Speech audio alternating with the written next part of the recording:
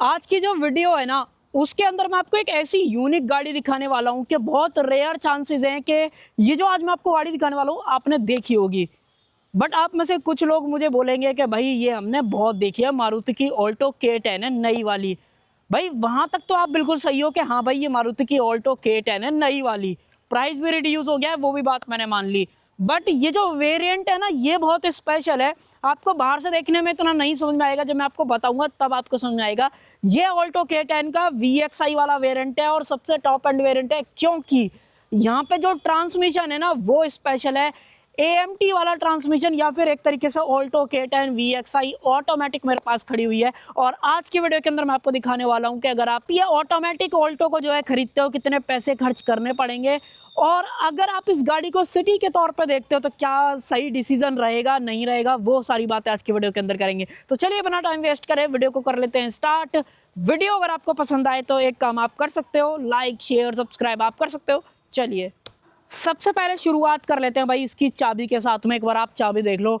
Top and model के अंदर भी जो चाबी है ना, बिल्कुल जो बाइक्स वगैरह के अंदर आती है वैसी कुछ दे रखी है। सिर्फ सुजुकी का लोगो है, आप डोर वगैरह को लॉक अनलॉक कर सकते हो, सिंपल इतना सा है। हालांकि एक चीज जरूर से मिल जाती है कि आप सेम टाइम पे चारों दरवाजों को लॉक अनलॉक कर सकते हो। दिखाता हूँ कैसे। इस तरीके से करो, लॉक हो गया। पीछे वाला देखोगे ये भी लॉक हो गया।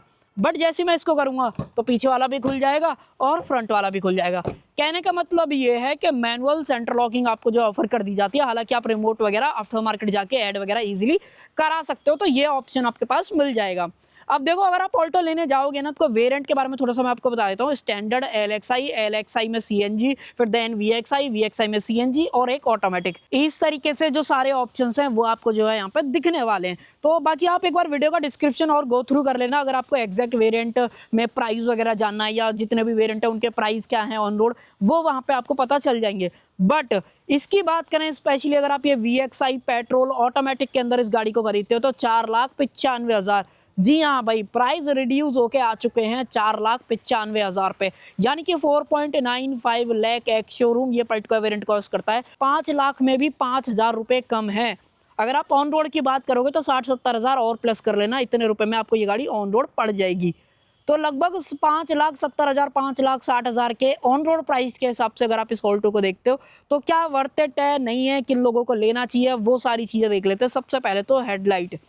यहाँ पे जो हेडलाइट आपको दे रखी है ना, हालांकि इसका थ्रो वगैरह इतना ज़्यादा बढ़िया नहीं है, क्योंकि ये गाड़ी मुझे ऐसा लगता है कि अगर आप सिटी के हिसाब से देख रहे हो तो बहुत ही बढ़िया है, कोई भी दिक्कत आपको नहीं देगी। बट अगर आप हाईवे के तौर पे या किसी और तरीके से यूज़ करने के तौर पे देख रहे हो तो भाई कहीं ना कहीं आपको इशू लगेगा, और ये मैं आपको बता रहा हूँ।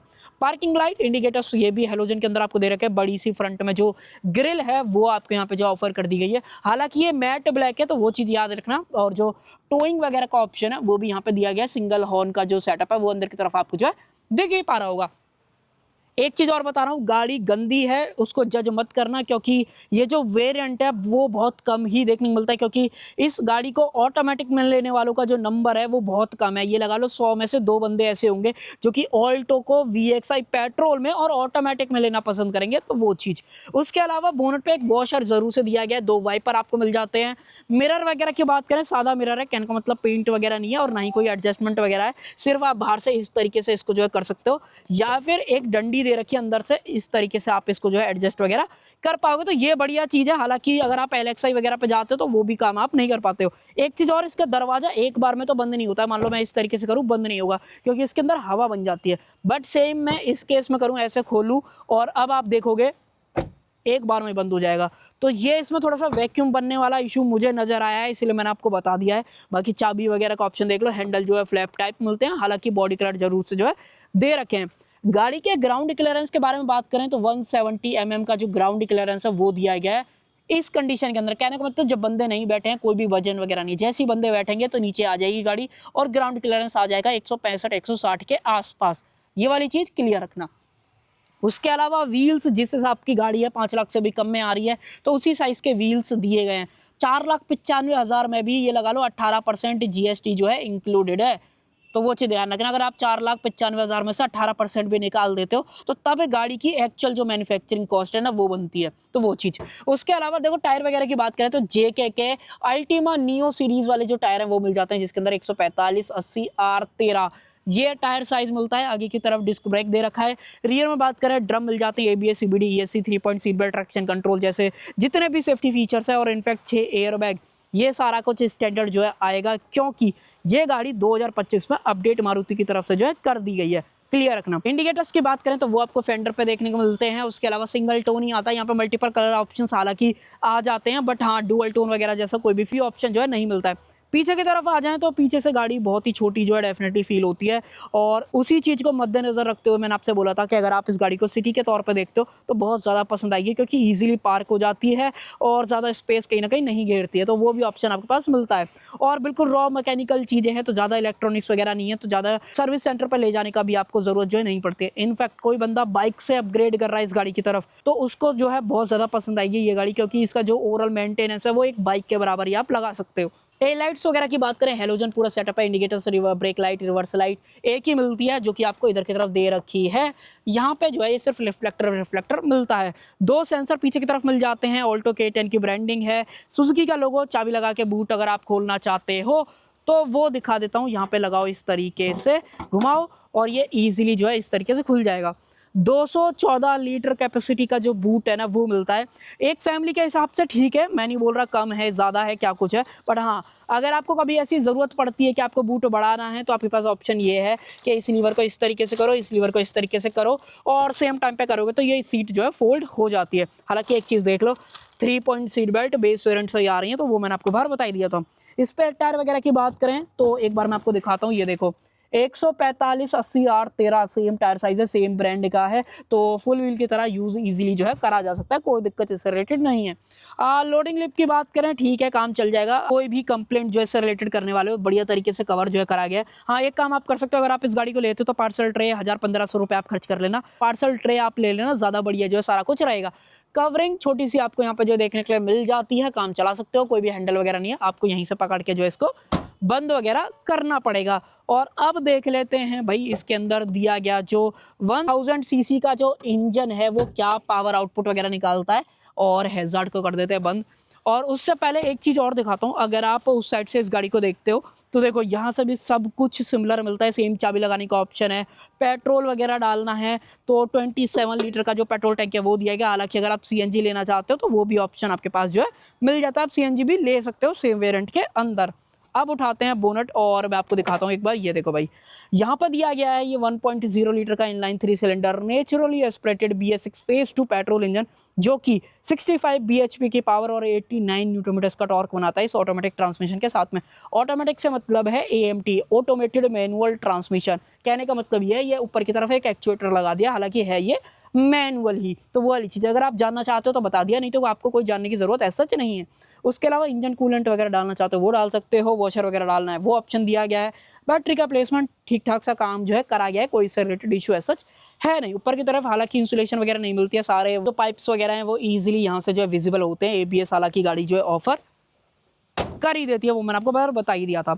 अब देखो इस गाड़ी की USP पता है क्या है, 25 किलोमीटर पर लीटर का देने वाला एक इंजन, एवरेज इनफैक्ट सिटी के हिसाब से ऑटोमेटिक ट्रांसमिशन के अंदर ये जो चीज़ है ना 25 किलोमीटर पर लीटर का एवरेज, एक बढ़िया से अगर आप रॉयल एनफील्ड की बाइक भी लेते हो ना तो वो भी इतना एवरेज आपको देती है, और वहाँ पे मारुति ऑल्टो आपको इतना एवरेज दे रही है पेट्रोल के साथ में। हालांकि अगर आप CNG की तरफ जाते हो तो 35 क्लोज टू जो एवरेज है वो अब मिल जाएगा किलोमीटर्स का इन टर्म्स ऑफ, अगर आप CNG देखते हो तो वो भी ऑप्शन है। बट अगर आपको पेट्रोल के अंदर ऑटोमेटिक लेना हो तो देन आपको इतना ही जो है मिलेगा।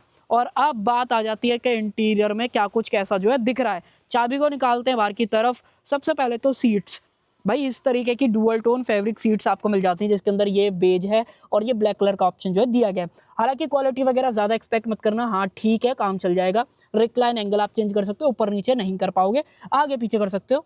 बूट और अगर आपको फ्यूल कैप खोलना है तो उसका ऑप्शन भी यहाँ पे जो है दिया गया है। अब आ जाते हैं अंदर की तरफ, अंदर क्या कुछ कैसा जो है दिखता है। तो चाबी लगाओ सबसे पहले इधर की तरफ, घुमाओ इसको, और एक सेकेंड इसको एक बार ज़रा स्टार्ट ही कर लेते ना, ब्रेक दबा के करोगे इस तरीके से इंजन स्टार्ट हो जाएगा। साउंड सुनोगे,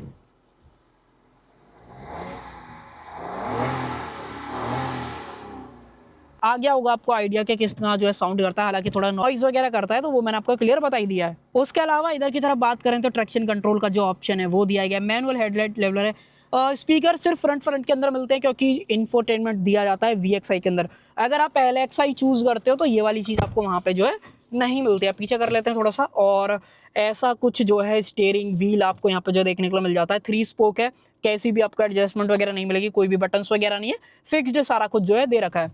उसके अलावा यहाँ पे जो वाइपर्स वगैरह के कंट्रोल्स हैं वो आपको मिल जाते हैं, हेडलाइट वगैरह के जो कंट्रोल्स हैं वो यहाँ पे जो है दे रखे हैं। और MID वगैरह की बात करें तो भैया मैं आपको थोड़ा सा क्लोजअप में लेके चलता हूँ। ये देखो इस तरीके का ओवरऑल सेटअप है, सिर्फ डिजिटल सारा कुछ दिखाता है। बीच में 2 इंचेस की डिस्प्ले है जो कि आपको फ्यूल कितना है, न्यूट्रल में है, एवरेज क्या है, टाइम क्या है, ये सब कुछ जो है दिखा देती है। इसके अलावा आप कुछ मुझे नहीं लगता कि एक्सपेक्ट वगैरह करने वाले हो। अगर आपको थोड़ा सा और देखना है तो ये देखो भाई, अब आपको और बेहतर तरीके से सारा कुछ जो है दिख रहा होगा। बाकी सामने से धूप की रिफ्लेक्शन आ रही है ना, तो इतना ज़्यादा बढ़िया तरीके से नहीं दिख रहा होगा, बट मैं आपको ट्राई करता हूँ कि आपको और बेहतर जो है दिखाने की कोशिश करूँ। ये देखो, आई थिंक अब आपको और बेहतर जो है यहाँ पर नज़र आ रहा होगा। टॉगल करना है तो सिर्फ एक डंडी दे रखी है, इस तरीके से अगर आप क्लिक करते हो तो ट्रिप A, ट्रिप B, और उसके अलावा किलोमीटर पर लीटर में एवरेज, रेंज, ये 2 से 3 चीज़ आपको यहाँ पे जो है मिल जाती हैं। बाकी हम नॉर्मल इसको जो है वापस से स्विच कर देते हैं। इधर की तरफ तो मैंने आपको सारा कुछ दिखाई दिया। और भाई इसके गियर लीवर की बात करें तो इसको पहले नॉर्मल करता हूँ, अब आपको बेहतर दिखाई देगा। ये देखो भाई, यहाँ पे आप रिवर्स में करो, मैनुअल में करो, ड्राइव में करो, हालांकि ये बता रहा है बट जब तक मैं ब्रेक नहीं दबाऊंगा गाड़ी नहीं चलेगी, चाहे आप कुछ भी कर लो। यहाँ पर ऊपर की तरफ इंडिकेशन आ रहा है ना, तो वो चीज़। न्यूट्रल में फिलहाल डाल दी है, सिर्फ इतना करना है। आपको रिवर्स करनी तो रिवर्स में कर दो, ड्राइव में करनी है तो इस तरीके से कर दो, ड्राइव में आ जाएगी, और ऐसे मैनुअल में कर सकते हो। तो ये ऑप्शन आपके पास है, यहाँ पे मेंशन करा गया किस तरीके से आपको यूज़ वगैरह करना है। बाकी हम न्यूट्रल में डाल देते हैं, 2 कप होल्डर्स, यहाँ पे स्पेस, 12V का नीचे की तरफ जो पावर सॉकेट है वो भी आपको जो है यहाँ पे ऑफर किया गया है। मैनुअल AC मिल जाता है, इसको ऑन कर लेते हैं, बटन दबाओ, ऑन जो है हो जाएगा। फ्रंट की विंडोज़ जो है पावर मिल जाती हैं, इस तरीके से करो नीचे आ जाएंगी, इस तरीके से करो ऊपर चली जाएंगी। सेम केस विद को ड्राइवर, ये देख रहे हो, इस तरीके से सारा कुछ काम जो है यहाँ पे करता है। इसकी बात करें तो यहाँ पे पेन ड्राइव लगाने का जो ऑप्शन है वो मिल जाता है, ऑक्स वगैरह आप अंदर की तरफ जो है लगा सकते हो, और ब्लूटूथ वगैरह कनेक्टिविटी सिंपल सी ये सारी चीज़ें जो है दे रखी है। AC वेंट्स ऊपर की तरफ है। एक बार इसका एंटेना का साइज देखना है तो ये देखो, यहाँ से स्टार्ट होकर पूरा गियर लीवर तक जो है एंटेना यहाँ पे आ जाता है।